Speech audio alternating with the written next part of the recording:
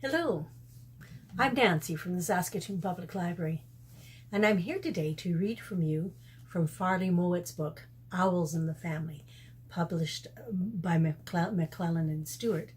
It's one of the stories that he wrote about his life growing up in Saskatoon. I'm going to start here with Chapter 8. The banks of the Saskatchewan River were very steep where the river ran through the prairie to the south of Saskatoon. And about 2 miles downstream from the city was a perfect place for digging caves. Bruce and Murray and I had our summer headquarters down there, in an old cave some hobos had dug a long time ago. They'd fixed it up with logs and pieces of wood so it wouldn't collapse. You have to be careful of caves, because if they don't have good strong logs to hold up the roof, the whole thing can fall down and kill you. This was a good cave we have, though. My dad had even come there and looked it over to make sure it was safe for us. It had a door made of a piece of tin roofing, and there was a smokestack going up through the ceiling. Inside was sort of a bench where you could lie down, and we had 2 old butter crates for chairs. We put dry hay down on the floor for a carpet, and under the hay there was a secret hole where we could hide anything that was especially valuable. The river ran only a hop, skip, and a jump from the door of the cave. There was a big sandbar close by, which made a backwater where the current was slow enough for swimming. Standing right beside the swimming hole was the biggest cottonwood tree in the whole of Saskatchewan. One of its branches stuck straight out over the water, and there were old marks on it where a rope had cut into the bark.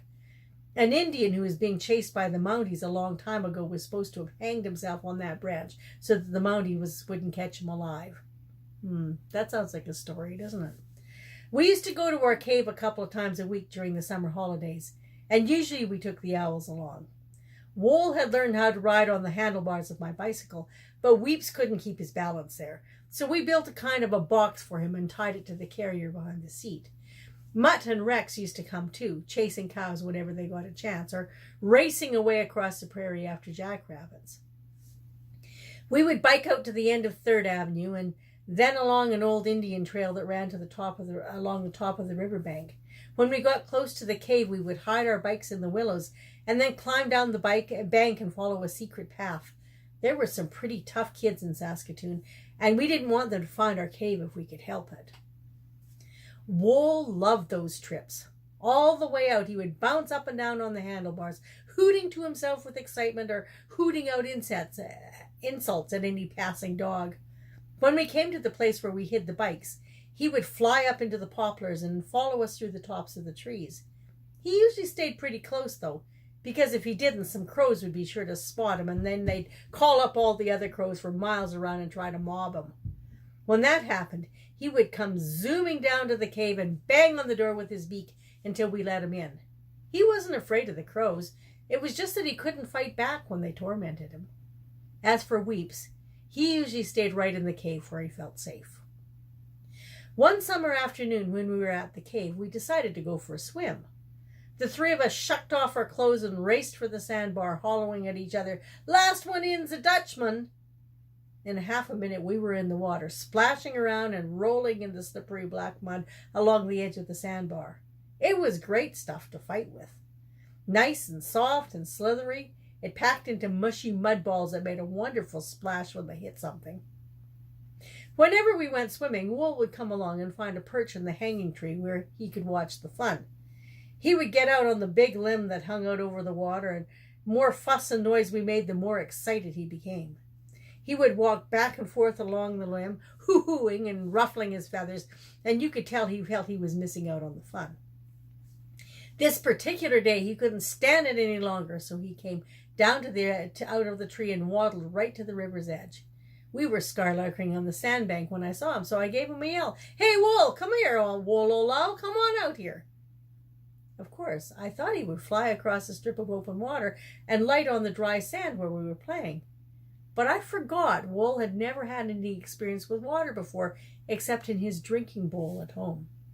He got his experience in a hurry. Instead of spreading his wings, he lifted up one foot very deliberately and started to walk across the water toward us. It didn't take him very long to find out he couldn't do it. There was an almighty splash, and spray flew every which way. By the time we raced across and fished about, he was half drowned and about the sickest-looking bird you ever saw. His feathers were plastered down till he looked as skinny as a plucked chicken. The slimy black mud hadn't improved his looks much either. I carried him ashore, but he didn't thank me for it. His feelings were hurt worse than he was. And after he'd shaken most of the water out of his feathers, he went galumphing off through the woods towards home on foot. He is too wet to fly, without a backward glance. Toward the middle of July, Bruce and I got permission from our parents to spend a night in the cave. Murray couldn't come because his mother wouldn't let him. We took Wool and Weeps with us, and of course we had both dogs. In the afternoon, we went for a hike over the prairie looking for birds. Mutt, who was running ahead of us, flushed a prairie chicken off her nest. There were 10 eggs in the nest, and they were just hatching out. We sat down beside the nest and watched. In an hour's time, 7 of the little chickens had hatched before our eyes. It's pretty exciting to see, and Wool seemed just as curious about it as we were. Then all of a sudden, 3 of the new hatched little birds slipped out of the nest and scuttled straight for Wool. Before he could move, they were underneath him, crowding against his big feet and peeping happily. I guess he thought he was their mother, because they hadn't seen their real mother yet. Wool was so surprised he didn't know what to do. He kept lifting up one foot and then the other to shake off the little ones. When the other 4 babies joined the first 3, Wool began to get nervous. But finally he seemed to resign himself to being a mother, and he fluffed his feathers out and lowered himself very gently to the ground. Bruce and I nearly died laughing. The sight of the baby prairie chickens popping their heads out through Wool's feathers and that great big beak of his snapping anxiously in the air right over their heads was the silliest thing I've ever seen. I guess Wool knew it was silly too, but he couldn't figure out how to get out of the mess he was in. He kept looking at me as if he were saying, "For heaven's sakes, do something!" I don't know how long he would have stayed there, but we began to worry that the real mother might not find her chicks. So I finally lifted him up and put him on my shoulder, and we went back to the cave for supper. We had a good laugh at Wool, but he had the laugh on us before the day was done. After we'd eaten, we decided to go down to the riverbank and wait for the sun to set. A pair of coyotes lived on the opposite bank of the river, and every evening just at sunset, one of them would climb a little hill and sit there howling. It was a scary sound, but we liked it because it made us feel that this was the olden times, and the prairies belonged to us, to the buffaloes and to the Indians and to the prairie wolves. Wool was sitting in the hanging tree, and Rex and Mutt had gone off somewhere on a hunting trip of their own. It was growing dusk when we heard a lot of crashing in the trees behind us. We turned around just as 2 big kids came into sight. They were 2 of the toughest kids in Saskatoon. If they hadn't come on us so suddenly, we would have been running before they ever saw us. But now it was too late to run. They would have caught us before we could go 10 feet. The only thing we could do was sit where we were and hope they would leave us alone. What a hope that was. They came right over, and one of them reached down and grabbed Bruce and started to twist his arm behind his back. "Listen, you little rats," he said. "We heard you got a cave someplace down here. You're too young to own a cave, so we're taking over. Show us where it is, or I'll twist your arm right off." The other big kid made a grab for me, but I slipped past him and was just starting to run when he stuck his foot out and tripped me. Then he sat on me. "Say, Joe," he said to his pal, "I got an idea. Either these kids tell us where the cave is, or we tie them in the hanging tree and leave them there all night with the Injun's ghost." Just then the coyote across the river gave a howl. All 4 of us jumped a little, what with the talk of ghosts, but Joe said, "That ain't nothing. Just a coyote howling. You gonna tell us, kid, or do we tie you to the tree?" Bruce and I knew they were only trying to scare us, but we were scared all right. I was just opening my mouth to tell him where the cave was when Wool took a hand in things. He'd been sitting on the big limb of the hanging tree, and since it was almost dark by then, he looked like a big white blob up there. I don't think he'd been paying much attention to what was happening on the ground below him, but when that coyote howled, he must have thought it was some kind of a challenge. He opened his beak and gave the owl hunting scream. Did you ever hear a horned owl scream? Usually they do it at night to scare any mice or rabbits that happen to be hiding into jumping or running. Then the owl swoops down and grabs them. If you've ever heard an owl scream, you'll know it's just about the most scary sound in all the world. When Wool cut loose, it made even my skin creep. And I knew what it was, but the two big kids didn't know. Their heads jerked up, and they saw the ghostly white shape that was Wool up there in the hanging tree. And they were off and running. They went right through the poplar woods like a couple of charging buffaloes, and we could still hear them breaking bush when they were half a mile away. My guess was they ran all the way to Saskatoon. When they were out of hearing, Bruce stood up and began rubbing his arm. Then he looked at Wool. "Boy," he said, "you sure scared those two roughnecks silly. But you have to scare me right out of my skin, too?" "Hoo, hoo, hoo, hoo, hoo." Wool chuckled as he floated down out of the tree and lit upon my shoulder.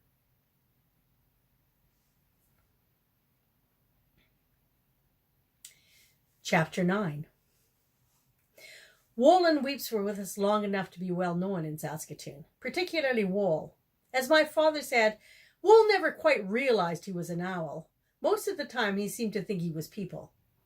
At any rate, he liked being with people, and he wanted to be with us so much that we finally had to stop trying to keep him out of the house. If we locked him out, he would come and bang his beak against the window pane so hard we were afraid the glass would break.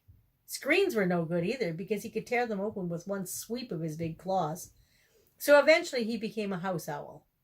He was always very well mannered in the house, and he caused no trouble, except on one particular occasion.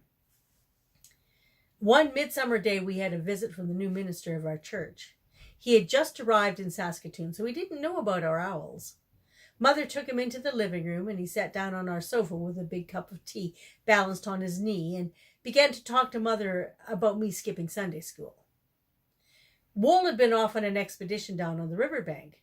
When he got home, he ambled across the lawn, jumped up to the ledge of one of the living room windows, and peered in. Spotting the stranger, he gave another leap and landed heavily on the minister's shoulder. Mother had seen him coming and had tried to warn the minister, but she was too late.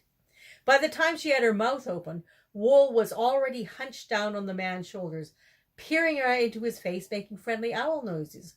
"Hoo, hoo?" he asked politely. Instead of answering, the minister let out a startled yelp and sprang to his feet. The tea spilled all over the rug, and the cup shot into the fireplace and smashed into a million pieces. It was all so sudden that Wool lost his balance, and when he lost his balance, his talons just naturally tightened up to help him steady himself. When Wool tightened his grip, the minister gave a wild Indian yell and made a dash for the door.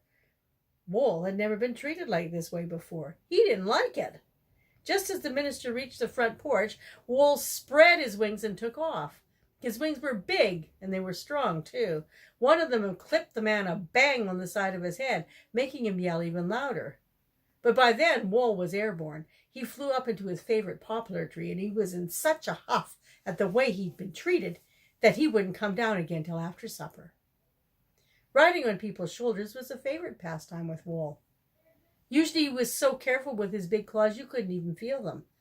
Sometimes when he was on your shoulder and feeling especially friendly, he would nibble your ear. His beak was sharp enough to have taken the ear right off your head at a single bite, but he would just catch the bottom of your ear in his beak and very gently nibble it a little. It didn't hurt at all, though it used to make some people nervous. One of my father's friends was a man who worked for the railroad, and he had very big red ears. Every time he came for a visit to our house, he wore a cap with ear flaps. He wore it even in the summertime because he said with ears as big as his and an ear-nibbling owl around, he just couldn't afford to take chances. Wool was usually good-natured, but he could get mad. One morning, Mother sent me to the store for some groceries. My bike had a flat tire, so I had to walk, and Wool walked with me. We were only a little way from our house when we met the postman coming toward us. He had a big bundle of letters in his hand. He was sorting them and not watching where he was going. Instead of stepping around Wool, he walked right into him. Worse still, he didn't even look down to see what it was he'd stumbled over. He just gave a kind of a kick to get whatever it was out of his way. Well, you could do a lot of things to Wool and get away with it, but kicking him was something different. Hissing like a giant tea kettle, he spread his wings wide out and clomped the postman on the shins with them. A whack from his wings was like a kick of a mule. The postman dropped his handful of letters and went pelting down the street yelling blue murder with Wool right on his heels. After I'd got hold of Wool and calmed him down, I apologized to the postman. But for a month after that, he wouldn't come into our yard at all. He used to stand at the gate and whistle till one of us came to get the mail. Our owls were so used to going nearly everywhere with me now that when school started that fall, I had a hard time keeping them at home. I used to bicycle to school, which was about 2 miles away across the river. During the first week after school opened, I was late 4 times because of having to take the owls back home after they'd followed me part way. Finally, Dad suggested that I lock them up in the big pen each morning just before I left. Wool and Weeps hadn't used that pen for a long time, and when I put them in, they acted as if it was a jail. Wool was particularly furious, and he began to tear at the chicken wire with his beak and claws. I sneaked off fast. I was almost late anyway, and I knew if I was late one more time, I'd be kept in after school. I was about halfway over the river bridge when a man on the footpath gave a shout and pointed to something behind my back. At the same time, a car coming toward me jammed on its brakes and nearly skidded into the cement railings. Not knowing what was going on, I put on my brakes too, and I just had time to stop when there was a wild rush of air on the back of my neck, a deep hoo, hoo, hoo in my ear, and Wool landed on my shoulder. He was out of breath, but he was so pleased with himself that I didn't have the heart to take him home.